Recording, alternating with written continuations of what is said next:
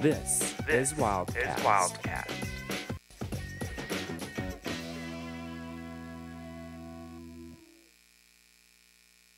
Good evening, Wildcats, and welcome to Wildcast, your source for in-depth news at U of A. I'm your host, Melanie Hunker. Tonight, we'll teach you how to perform the newest version of CPR, introduce you to sisters who share a love for softball, and show you how people are raising awareness about cancer.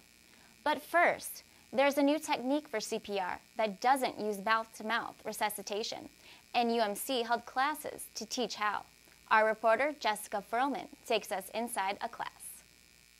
On April 6, UMC taught the new version of CPR, where you don't use mouth-to-mouth resuscitation. In the case of sudden cardiac arrest, the person at one moment is standing up fine, lungs are full of oxygen, and when the heart stops beating, that oxygen remains in the lungs are fine. You're increasing a person's odds of survival by becoming the heart pump. Your hands become the heart pump for this person. And if you, as much as you keep that blood flowing and blood flows to the brain, the person has a much better outcome. And in the past, with the traditional CPR, when people were taking time away for breaths, you could almost literally see where the blood stops flowing to the brain. Dr. Gordon Avey, who is the head of the Sarver Heart Center, he said 50 years ago he was an intern, and everything that he has learned about resuscitation science has been proven wrong. And much of that research has been done here at the University of Arizona. I got an opportunity to practice it as well. You put one hand in front of the other and do 100 compressions per minute. They have a class at UMC the first Wednesday of every month from 5:30 to 6:30 in the Duval Auditorium. The Sarver Heart program is saving lives. And reporting for Wildcast, I'm Jessica Furlman. If you want to learn tips for the newest version of CPR, make sure you attend their next lesson, the first Wednesday in May, held in Duval Auditorium at UMC. They are sisters, they inspire one another, but they compete against each other. Sisters who both play women's softball in the Pac-10 tell us what it's like to have a family rivalry. Our reporter, Lauren Weinberg, introduces us to these women. Although sisters Jenna and Jordy Clifton play softball at two different Pac-10 universities, the two remain each other's inspiration.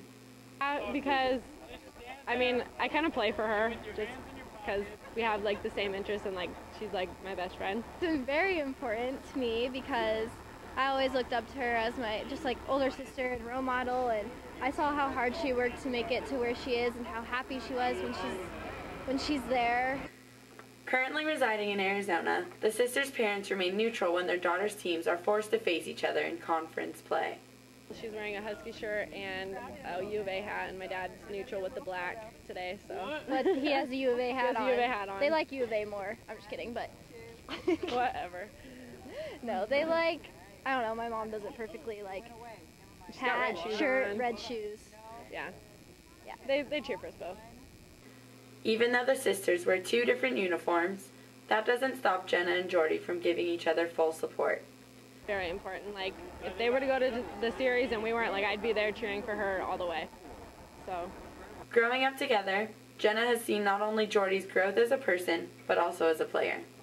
When we practice at home, she's a much better athlete. She knows what she's doing more, and yeah.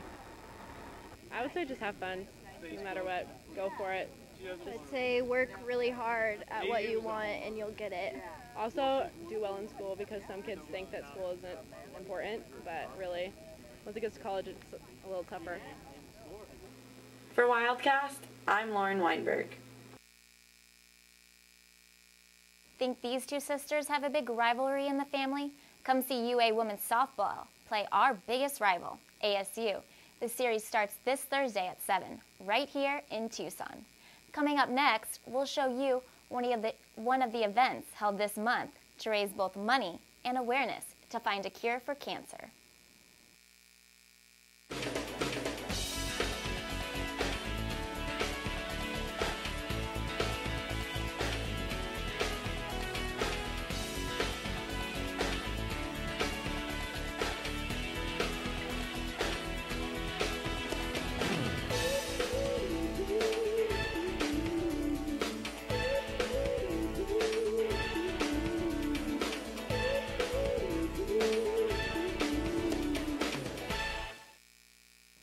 From racing to staying up all night long, events held here in Tucson are raising money to find a cure for cancer through donations from participants in races. One of those races was held by Susan G. Komen, Southern Arizona. I was at Race for the Cure and found out how much those donations help local women. Where's the cure? Right here! Where's the cure? Start now! Thousands lined up at Reed Park April 10th for a cause and a hope for a cure. The Susan G. Komen Race for the Cure raised both money and awareness to end breast cancer. It's wonderful. It means dollars are being raised and people are being made aware of what needs to be done and what can be done to prevent it. This race wasn't about winning, but to support those affected by breast cancer. My fiance's grandmother. University Medical Center. My big sister. My second grade teacher. My cousin. 1 in 6 women in Southern Arizona is diagnosed with breast cancer, and donations like those raised at Race for the Cure held here at Reed Park are helping them. One of those women was cancer survivor Alicia Frere. Susan G. Komen helped me out in the past when I had breast cancer. I lost my job and they helped me financially and with, medical treatments. 75% of money raised Sunday will help more local women like Frere win the fight against breast cancer. The other 25% will go to national research. For that, Frere will continue to support the cause. Cancer is not free. It's free to get, but it's not free to keep up, and so it's real important to me to support when I can. The goal of the race was to raise more than last year at $1.2 million. For Wildcast, I'm Melanie Hunker. Word about cancer? Head to the mall on Sunday, April 24th for AE Pie's Walk for Breast Cancer. The event is from 12 to 3. That's all we have for you tonight. Remember, you can watch all these stories and more on our website at uatv.arizona.edu. From all of us here at Wildcast, have a great night, and we'll see you next week.